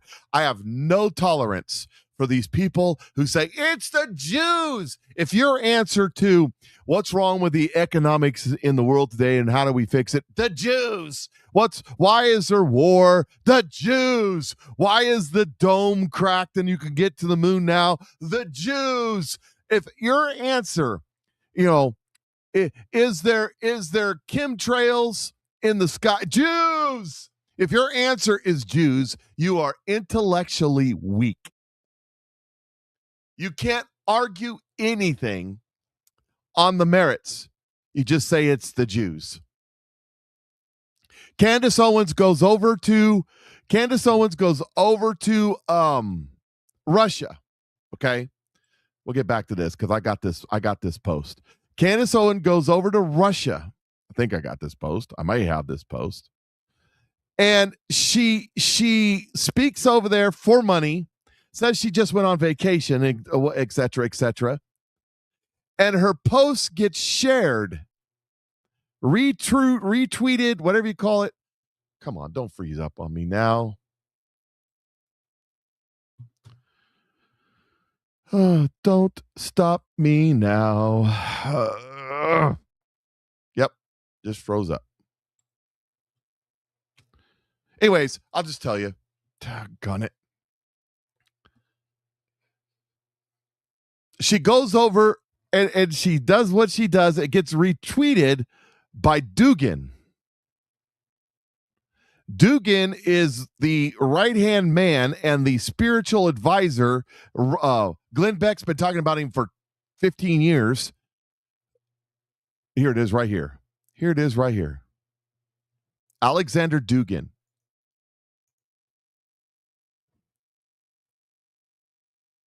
So we still don't know Alexander Dugin, but I would like to know Alexander Dugin. Candace Owens says, oh, she wants to be buddies with Alexander Dugin. And when she gets pushback on that post, she says, it's the Jews. Don't want to talk about who that guy really is. Green Beret Naptime says, the op is so stupid and obvious. Dugin and Russia are anti-American. Candace is pro-Russian and pro-Dugin. Candace is anti-American. Thank you for listening to my TED Talk. That's what the Green Beret Naptime says over on X. My point is, everything is the Jews, which I am so tired. That is so, if you can't argue anything, your excuse is the Jews. You're weak-minded. You're brainwashed by the propaganda. You have no original thoughts of your own. You're just a robot repeating what you've been told. You say that about me, but I can argue, can't I, people? Because we disagree on some stuff, right? I can argue my point of view. Good enough, some people get pissed off at me, never watch me again. I'm never watching you again. I appreciate you guys out there that disagree with me, to continue watching. I appreciate that. And I challenge my audience to understand what you're talking about so that you can argue your point of views. It's the Jews. It's a cop-out. It's a cop-out for the weak-minded, uneducated, woefully ignorant people on the planet. And I'm sorry if I'm offending you, I'm sorry. But it's true. Because what's going on in Iran, it's not the Jews. It's not the Jews. What's going on in Iran is way bigger than that. And the Iranian, the IRCG are the most evil of the evil that could be. They're 12ers. They want to destroy the world. They're waiting for their Messiah, Satan, to come up out of the well, the 12ers. I've talked about it. Listen to what this lady says about what she's been told going on in Iran. She's Iranian. Pay attention because this is going to blow your mind. After the blackout in January and the massacre that happened inside of Iran, I posted this video saying that all the bodies that we had seen were of just men and young men, no women, no children. I also said that once the war started, that these bodies will be used in different areas as a tactic by the Islamic regime, and say that Israel and USA killed the women and children. What we have found out is far worse than that. When the massacre happened and the internet came back on for a short period of time, we showed you the body bags of the men, and we showed you that they had EKG machines. We showed you that they had been split open from the chest down to the belly, where is obvious that organs were removed. We had mothers come out screaming, demanding, wanting to know where her daughter's organs were and why she was cut open after the body was returned. This is the reality of Iranians inside of Iran. It sounds like something from a cartel movie. A while back, a hairstylist in LA, or a wig specialist, I'm not sure which one she is, had came out and said that they have noticed an influx of Iranian hair being shipped over. Armenian authorities have seized a truck that was carrying 143 bundles of Iranian hair being smuggled into the country, hidden in pillowcases in the back of a truck. If your problem is the administration and you're bickering back and forth with left and right, then you're not even fighting for the right people. And articles and posts like this is what's going to damage what truly is going on. This is an Arab account, not an Iranian account that speaks for the people of Iran. This is the way the regime is going to change the narrative and say, no, the Iranian women are trying to sell their hair because they are so poor. With the lockdown, the war, and the way the border patrol is happening, that is completely impossible. Banking systems are down, cryptocurrencies are being monitored, internet is in and out. These women have no way of collecting the money. The truth is literally this regime continuing to brutally oppress and kill the Iranian people. And we must let this administration know that no negotiations are acceptable. This is not about the Strait of Hormuz anymore. This is not about nuclear weapons. This is about an entire civilization being held hostage. Tar, don't bring that subject up again until you can. I'm serious about this. I told you about it before. Until you can tell me what is Zion. I don't want to hear your stupid crap about what Alex Jones says about Christian Zionism. You can't even understand Zionism unless you know what Zion is. And you don't know. So don't say it again. I told you before. I'm not suffering fools anymore. I'm not doing it. Don't care. Now here's I got a couple ones here. This is good right here. Here's this man with his boys, beautiful family, and he's playing this video. This lady, he's got the perfect answer. Look at this guy, this beautiful family here. He's sitting here and they're watching this nut job. What do you want us to do? What do you want us to do at this point? What? I'm lost for it. I don't know what to do. I got 5 boys. I don't know what. I ain't got nothing to tell them no more. You can't walk away no more. What do you want us to do?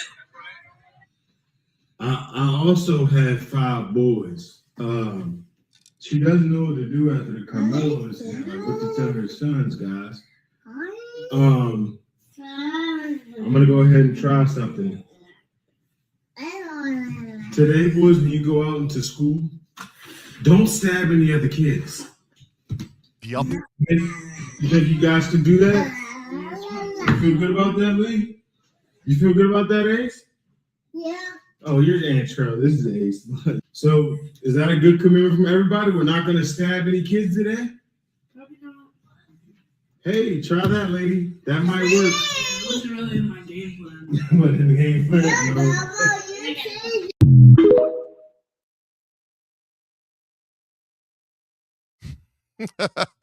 Boys, don't go out and stab nobody today. Problem solved. Right? Oh, one more. This one right here. Then we'll go on to other things. What do you want us to do? Quit murdering people. What do you want us to do at this point? Don't kill people. You know, drink a 7-Up, eat a moon pie. What? Just chill out. I got 5 boys. I don't know what. I ain't got nothing to tell them no more. That it is illegal to stab someone. What am I going to tell my boys? Have a 7-Up, eat a moon pie, don't kill people.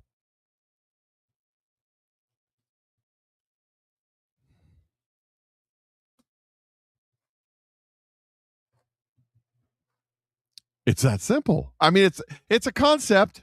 Maybe, you know, You messing with my rights to stab people. I don't think that's an argument you should have. Now, also breaking yesterday. What time is it? Good, I got time. Also breaking yesterday was stuff about the kids. So for years, open border policies threatened the security of our nation and put countless lives at risk. Under President Trump's leadership, the Department of Justice is working alongside HHS and DHS to secure the border and protect American communities. There's a lot of ways that we do this. It includes punishing those who exploited the system and smuggled unaccompanied children across the border during the prior administration. More than 475,000 unaccompanied children entered the United States during the Biden administration. 475,000. Over 300,000 cannot be accounted for at the end of 2024. The way that this happened was typically because the criminals calling themselves sponsors trafficked these children to the border, usually committing fraud to do so. And oftentimes the children were abused, assaulted, and certainly exploited. In some cases, individuals would sponsor multiple children, which required them to lie to government personnel and on government forms, claiming they were close relatives when in fact they were not. They would use fake or stolen identities and make other false claims during the application process in order to obtain custody of the children. I think I'm stating the obvious that when government fails to protect our borders, it is the most vulnerable who suffer. And this department and this administration has zero tolerance for unlawful activity and is committed to protecting children who suffered the consequences of open borders. Today, we are announcing the indictments of 3 individuals: Maritza Kawik Koch, her brother, Carlos Agustin Kawik Koch, and Gladys Marina Call Chen.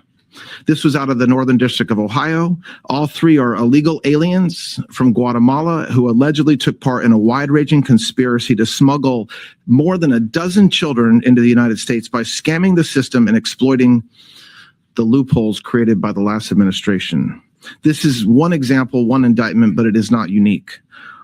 There are over 15,500 super sponsor cases that we have identified along with DHS. And again, these super sponsor cases are when somebody sponsors more than 3 children, unrelated, and they're unaccompanied minors that come in the United States. I also want to announce today from the same district in Ohio, the Northern District, the sentencing of another criminal illegal alien who was convicted, also from Guatemala. He was a 27-year-old man who came to the United States, smuggled in a 14-year-old child by submitting false paperwork and lying on the forms, claiming to be her brother, proceeded to sexually assault this young woman. And these 2 cases, while only 2, help explain how what was going on is really the stuff of nightmares. Now, these charges brought by the Department of Justice show the important partnership between HHS and DHS and with the Department of Justice. All of us are going after those who illegally brought children to this country. And a little bit more. Because we're enforcing the laws, it's inhumane somehow? What's inhumane about taking care of our kids? As a father of 6 with 3 young girls, I will do whatever I have to do. I will move heaven and hell to go find these kids. And guess what? The same individuals that the Democrats want to demonize every single day, which is our law enforcement, is out there doing that job. And I am proud as I can possibly be to sit here as secretary to say, because of our relationship with DOJ, with HHS, and this administration, we're going to find you. And those that preyed on these young kids, we're going to bring you to justice. 450,000 kids came across the border Nobody knows where they're at. Nobody knows where many of them are at. And the ones that they're finding are telling horror stories. But it's the Jews. I mean, I'm so tired of that. It's horrible. Here's Donald Trump. Donald Trump talking about the mutilation of children by these transients. It's the same subject, I think. Transgender mutilization. Don't listen to this, kids. Of your children. Transgender mutilization of your children for everyone. When you have policies like that, you have to cheat. It's the only way they can win. And we shouldn't allow them to cheat. And we should terminate the filibuster, because if they get the chance, they'll do it in the first hour back. Mr. President, thank you. When Iran is seeing 50.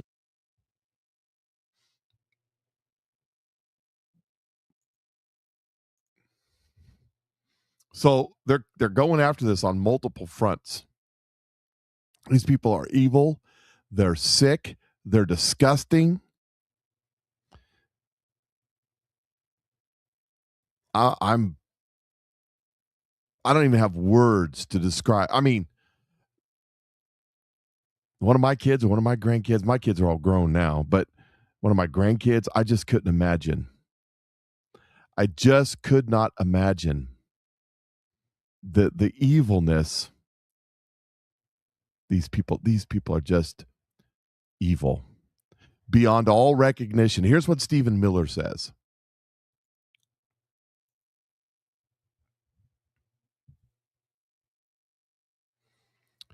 On a daily basis, the Biden administration turned over hundreds of alien children who had been smuggled across the border to unverified, unknown adults, almost always illegal aliens, who requested them thousands of times. Multiple minors were handed over to the same illegal alien adult. The Biden administration never met these adults. They gave the minors to a third-party contractor, and the contractors drove the minors to unknown adult sponsors.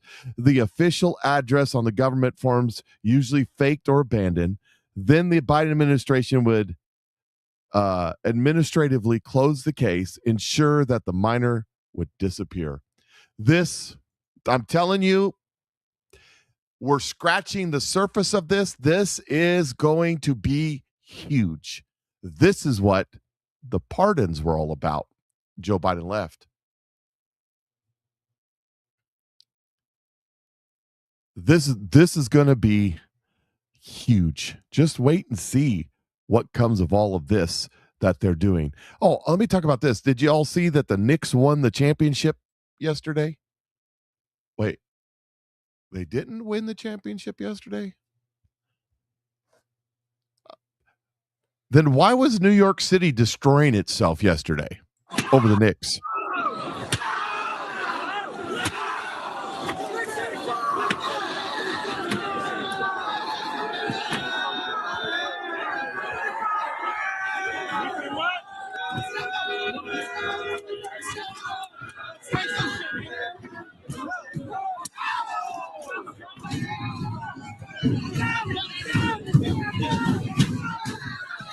This is New York City celebrating the fact that the Knicks won a basketball game, not the championship. They haven't won the championship yet. It's 3-1. It's going back to San Antonio. And you know what? I haven't watched basketball since Magic Johnson and Larry Bird days. I was really into it back then when I was a kid. I was into all the sports. Watching. I didn't play much. I was uncoordinated. So I haven't watched basketball in years. But this makes me want to watch the game and root for San Antonio. Wouldn't it be something if San Antonio comes back and have to win 3 straight to do it, comes back and wins against the Knicks? Would it be something? And there they are trashing their city over. I mean, who are these people? Why do they do this? And now I wanted to talk about this too. I wanted to get this out of the way. So the SAVE Act, it's still combobulated up there, and it's not going to pass. I've said it all along, it's not going to pass. And one of the champions for the Save America Act has been Mike Lee, and here he is on the floor giving his words. Mr. President, our elections need to be characterized by two things. We need to make it easy to vote and hard to cheat. And we need to do that by making sure that people establish their citizenship and therefore their eligibility to vote when they register, and that they show who they are when they show up on election day. This isn't hard. This isn't unusual. Every country in the entire world, countries you're familiar with, countries you're not, countries as wide-ranging as Mexico, Brazil, India, Argentina, Peru, Botswana, Burundi, they all have voter ID requirements. We do not. We do not want to leave this amount of power sitting on the table so that foreign powers can send forth people who are not eligible to vote in this country and vote anyway. We need to do this. The House of Representatives has passed the Save America Act. We now have the opportunity to vote on that same bill, the Save America Act here. This bill, Mr. President, will disenfranchise no one. It will make us all more free. It will protect the sanctity, the dignity of your vote. When we allow people who are not allowed to vote, we rob Americans of their vote. Let's make it easy to vote, hard to cheat. Let's pass this bill. Here he is. Rah, rah, rah, Mike Lee, let's pass the bill. He's got an issue. I'm so tired of the Republican Party. Because you know what? He wants to pass this bill. He's against the nuclear option on the filibuster. He's against changing the rules to make it just a 51 vote. He's against changing the leadership in the Senate. He's against all the things that we can do as a party to force through this bill. He's against doing anything that will pass the Save America Act, except get down there and say, we have to pass the act. No, and it's not going to pass. He knows. Thune, McConnell, Cornyn, what's the other guy that just lost? He knows none of them are going to vote for this. He knows that. And he's against doing anything that will get it passed. And I've decided that he's just he's a typical in the vein of Ted Cruz Republican. What do I mean by that? Ted Cruz, 2018. Donald Trump loses control of the House. Ted Cruz, the same day that Nancy Pelosi picks up the gavel to be Speaker of the House. He puts through all the red meat bills, term limits, balanced budgets, all the red. He writes the bills and institutes them. Oh my gosh. I'm Republican and I'm doing it. If you just vote harder and give me more money, we'll get them next time. I got the bills right here to prove it. Knowing there's no possible way they will ever pass. Yet for 2 years, Ted Cruz, the Republicans controlled the House, the Senate, and the presidency. And you did nothing.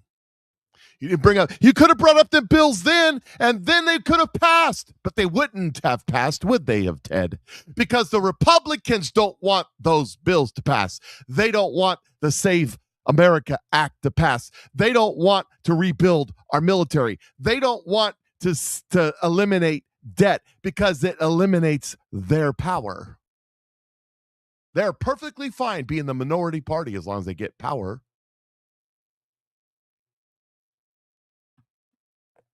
And I'm tired of it. I'm going to call it out every time I see it because I'm tired of it.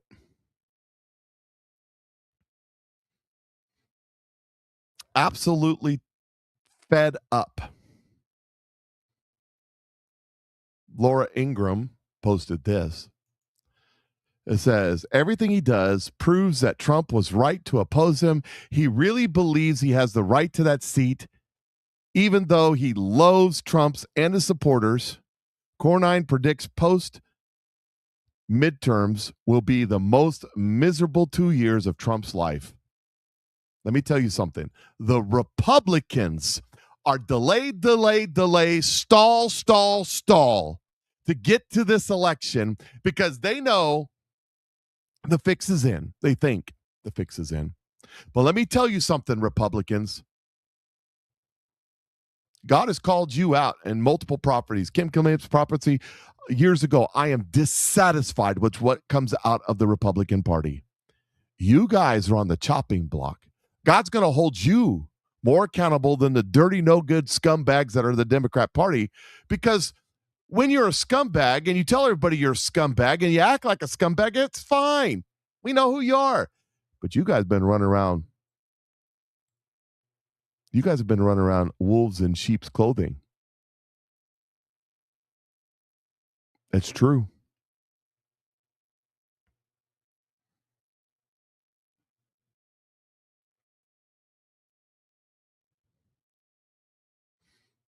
It's true. I'm looking for a post here. Let's see. Yeah. Things are starting to happen in the background. They're going to cause change like you wouldn't believe. And we're about to go through it. We really, really are.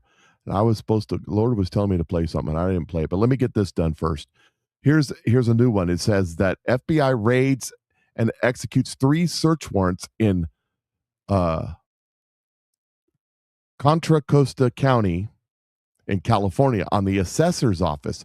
Here's another place where the fraud everywhere, anywhere that has to do with money in our government is completely fraud. Federal raids in the East Bay today targeting elected officials. The search warrants were for the Contra Costa County Assessor's Office and 2 homes. NBC Bay Area's Valina Jones is live in Martinez. And Valina, what do we know about the investigation? Well, the FBI is telling us this is all tied to an ongoing investigation, confirming that they executed those 3 search warrants at those 3 different locations that we know are connected to the county assessor's office as well as their top leadership. More than a dozen federal agents served search warrants around 7 Tuesday morning at the Contra Costa County Assessor's Office, as well as the homes and vehicles of outgoing County Assessor Gus Kramer and Assistant Assessor Vince Robb. Kramer, who denies any wrongdoing, says agents seized his phone and laptop. It's the same powers that be trying to intimidate people who, in my opinion, probably know too much, and they're trying to silence them. Kramer says he doesn't know what prompted the searches, but believes they could stem from conflicts he's had over his more than 30 years in office, including conflicts with disgruntled former employees and the Board of Supervisors after he sued them, claiming they violated the Brown Act.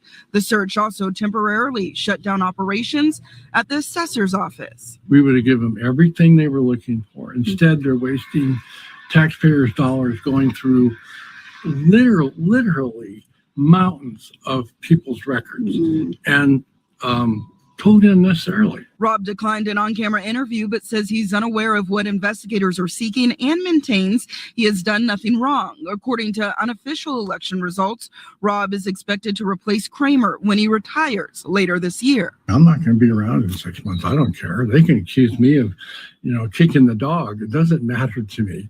The important part is Vince is elected. He's going to do a good job and serve the taxpayers well. Kramer has faced controversy in the past. In 2019, a civil grand jury accused him of willful or corrupt misconduct related to allegations that he created a hostile work environment. That case ultimately ended in a mistrial. In a statement, Contra Costa County says, quote, while there are certain limitations on the board's authority because the assessor is an elected official, the board is focused on ensuring the integrity of the assessment process and will explore all available options for its continued operation. Kramer says taxpayers should not be concerned. I want them to be assured that everything will be okay. It will not affect them. And I've been accused of some pretty heinous things over the years, but I've always been exonerated. So I can rest assured that will be the case this time. Now, all 3 search warrants and that FBI raid did not conclude in any arrests so far. We know that Kramer will end his term at the end of the year. A new county assessor will take over in January. Reporting live in Martinez, Valina Jones, NBC Bay Area News.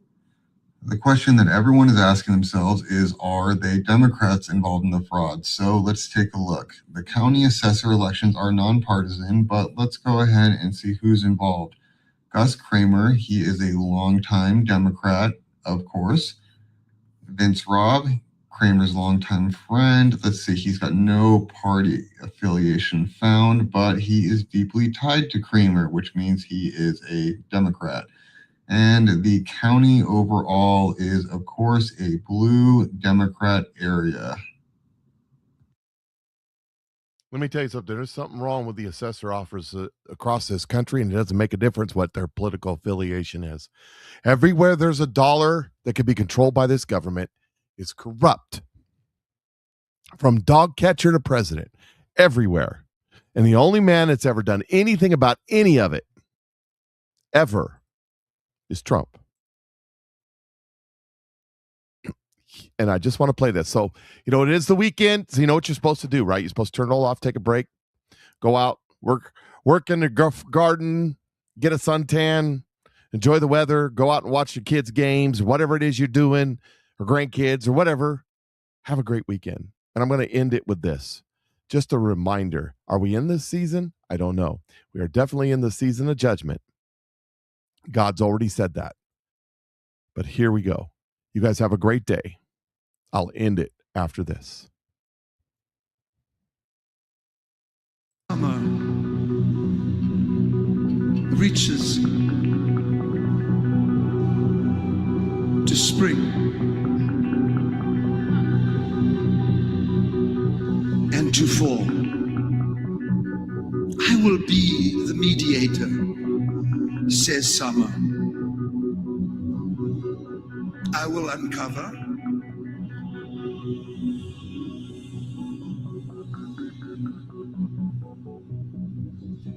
I will defend. My sun will shine. But yet beneath the earth, there is a rage.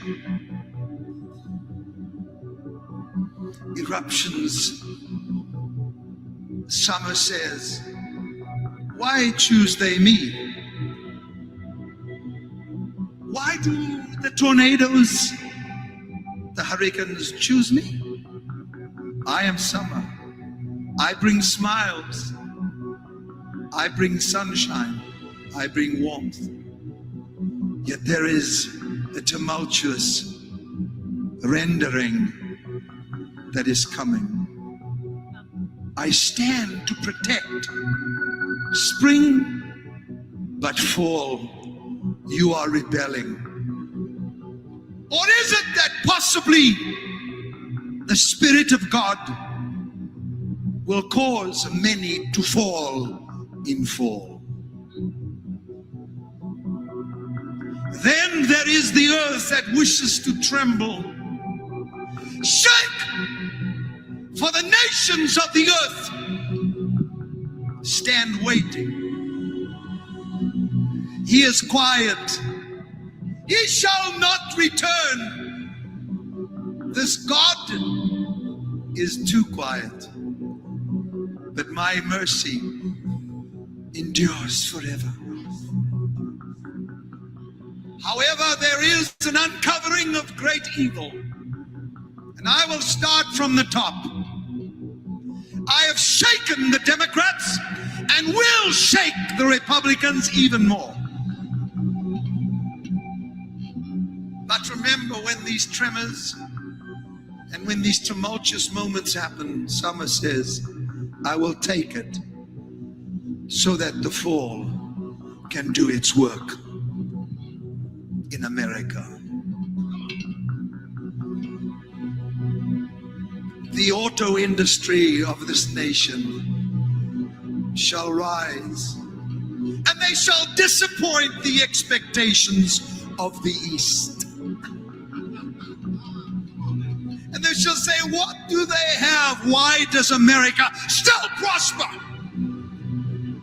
Princes of darkness and demonic powers are raging for these two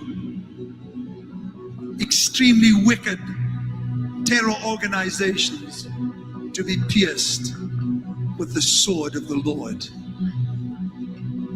Summer, take it. For thus says the Lord, I will prosper my people. And during the fall there shall be many that shall fall, and many that shall rise from the dust.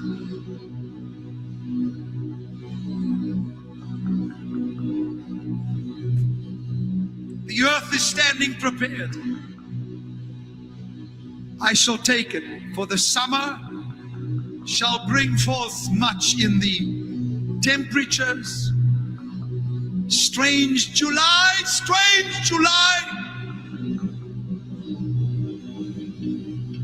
hypnotic November, and oh, Christmas, where winter shall say, and me, I will make them happy. For God says, I have chosen each season to manifest something. My will shall be done, and it shall come to pass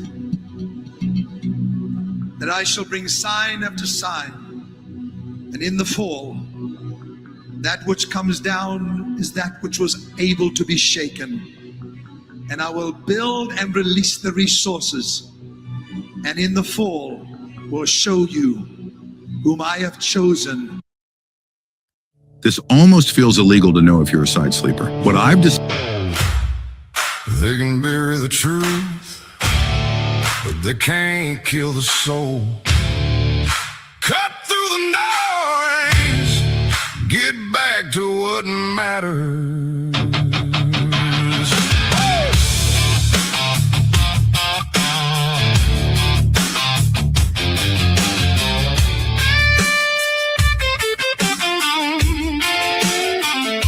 Stomp that floor, raise that hand, hear that truth roll across the land. We've been bent, we've been bruised, still we stand with nothing to lose. It ain't easy, the road is long and hard. We stand for our freedom right here in our own backyard. Yes, Patriot Mike, standing tall and free. Patriot Mike, for you and for me.